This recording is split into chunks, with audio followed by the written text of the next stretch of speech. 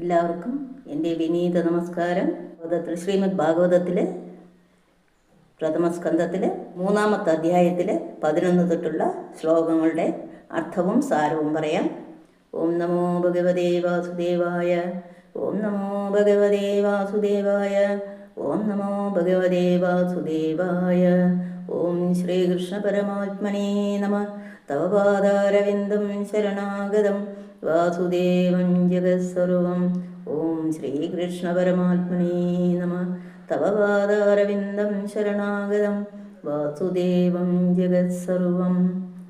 ഓം പീതാംബരം കരവിരാജിത ശംഖുചക്ര കൗമോദയീ സരസിജം കരുണാസമുദ്രം രാധാസഹായം അതിസുന്ദരമന്ദഹാസം വാതാലേശമനിശം ഹൃദി ഭാവയാമി.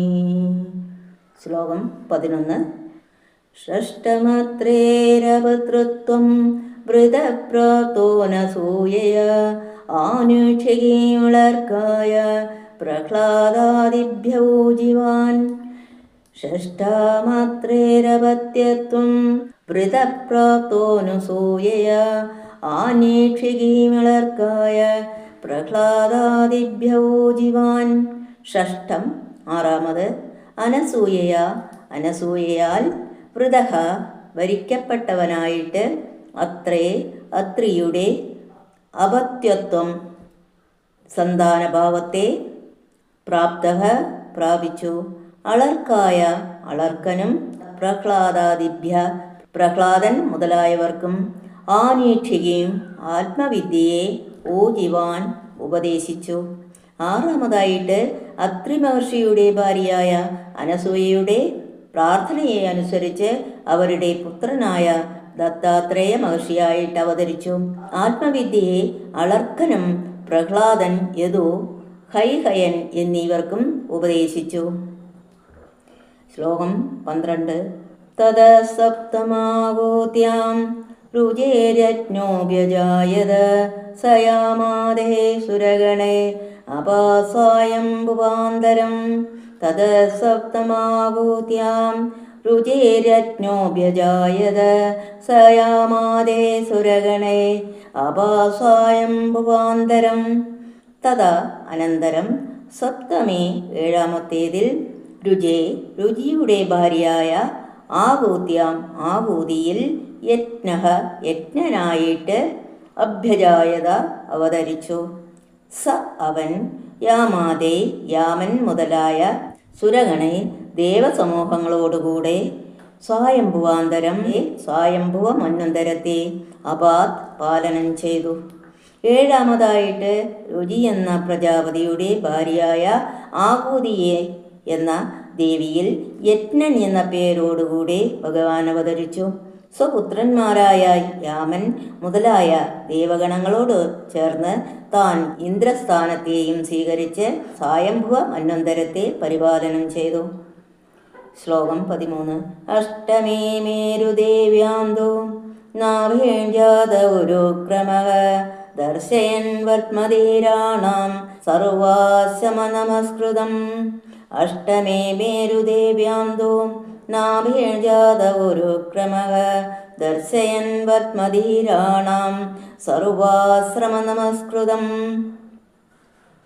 അഷ്ടമേ 8-ാമത്തേതിൽ നാഭിയുടെ ഭാര്യയായ മേരുദേവ്യാം മേരുദേവിയിൽ ജാതഃ അവതരിച്ചു. ഉരുക്രമഃ ഭഗവാൻ സർവാശ്രമ നമസ്കൃതം എല്ലാ ആശ്രമങ്ങളാലും നമസ്കരിക്കപ്പെടുന്ന പത്മ മാർഗത്തെ ധീരാണാം പണ്ഡിതന്മാർക്ക് ദർശയൻ കാണിക്കുന്നവനായിരുന്നു. 8-ാമത്തേതിൽ ഭഗവാൻ ആഗ്നീതപുത്രനായ നാഭിയുടെ ഭാര്യയായ മേരുദേവിയിൽ ഋഷഭൻ എന്ന പേരോടുകൂടി അവതരിച്ചു. സകല ആശ്രമങ്ങളിലുള്ളവരും നമസ്കരിക്കുന്നതും അവസാനത്തേതുമായ പരമഹംസന്മാരുടെ ധർമ്മത്തെ പണ്ഡിതന്മാർക്ക് തൻ്റെ അനുഷ്ഠാനത്താൽ ദൃഷ്ടാന്തമായി കാട്ടിക്കൊടുത്തു. ശ്ലോകം 14. ഋഷിഭീര്യാജിതോ ഭേജേ നവം പാർത്ഥിവം ബഭുവോ ദുഗ്ധേ മാം ഔഷധീർവിപ്ര സേനായാം സൗജത്തമഃ. ഋഷിഭിരാജിതോ വേജേ നവമം പാർത്ഥിവം ബഭുഃ ദുഗ്ധേ മാദൗഷധീർവിപ്ര തേനായം സൗദശത്തമഃ. ഋഷികളാൽ യാജിത പ്രാർത്ഥിക്കപ്പെട്ടവനായിട്ട് നവമം 9ാമത് പാർത്ഥിവം പൃഥുവെന്ന പേരോടുകൂടിയ വപുഹു ശരീരത്തെ ഭേദേ ഭജിച്ചു. വിപ്ര ഹേ വിപ്രന്മാരെ, ഇമാം ഈ ഭൂമിയെ ഔഷധികളെ ദുഗ്ധ കറന്നു. തേന അതുകൊണ്ട് അയം സ ഈ അവൻ ഉഷത്തമ ഏറ്റവും കമനീയനാകുന്നു.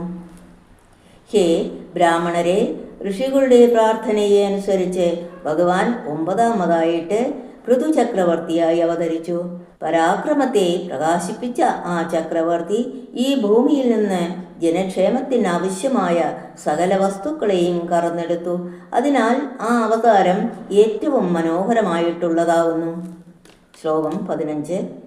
രൂപം സജഗൃഹേ മാത്സ്യം ചാർഷുഷോദതി സംപ്ലവേ നാവ്യാരോപ്യ മഹീമയ്യാം അപാദൈവ സ്വദം മനും. രൂപം സജഗൃഹേ മാത്സ്യം ചാർഷുഷോദതി സംപ്ലവേ നാവ്യാരോപ്യ മഹീമയ്യാം അപാദൈവ സ്വദം മനും. ചാക്ഷുഷോദതി സംപ്ലവേ ചാക്ഷുഷം എന്നു പേരായ മന്വന്തരത്തിൽ ഉണ്ടായ പ്രളയത്തിൽ ആ ഭഗവാൻ മത്സ്യരൂപത്തെ ജഗ്രഹേ സ്വീകരിച്ചു. മഹിമയ്യാം ഭൂമിയുടെ വികാരമായി ഭവിച്ച നാവി തോണിയിൽ ആരോപ്യ കയറ്റിയിട്ട് വൈവസ്വതമനുവിനെ അപാത് പാലിച്ചു. ചാക്ഷുഷം എന്നു പേരായ മന്വന്തരത്തിൻ്റെ അവസാനത്തിൽ സമുദ്രങ്ങളെല്ലാം ഒന്നായി ചേർന്നു പ്രളയമുണ്ടായി. അപ്പോൾ ഭഗവാൻ മത്സ്യാവതാരത്തെ സ്വീകരിച്ചു. മന്വന്തരാവസാനത്തിൽ പ്രളയം പതിവില്ല. എങ്കിലും ഏതോ ഒരു കൗതുകത്താൽ സത്യവ്രതൻ എന്ന രാജാവിനെ പ്രളയരൂപേണ മോഹിപ്പിച്ചു. ഭൂമിയെ തന്നെ തോണിയാക്കി ആ രാജാവിനെ ആ തോണിയിൽ കയറ്റി രക്ഷിച്ചു. ആ സത്യവ്രതൻ ഇനിമേൽ വൈവസ്വതമനുവായി വരും. അതുകൊണ്ടാണ് ഇവിടെ വൈവസ്വതമനുവിനെ രക്ഷിച്ചുവെന്ന് പറഞ്ഞത്. ഓം ഭഗവതേ വാസുദേവായ. ഓം നമോ ഭഗവതേ വാസുദേവായ. ഓം ശ്രീകൃഷ്ണ പരമാത്മനേ നമഃ. തവ പാദാരവിന്ദം ശരണാഗതം. ഓം ശാന്തി ശാന്തി ശാന്തി.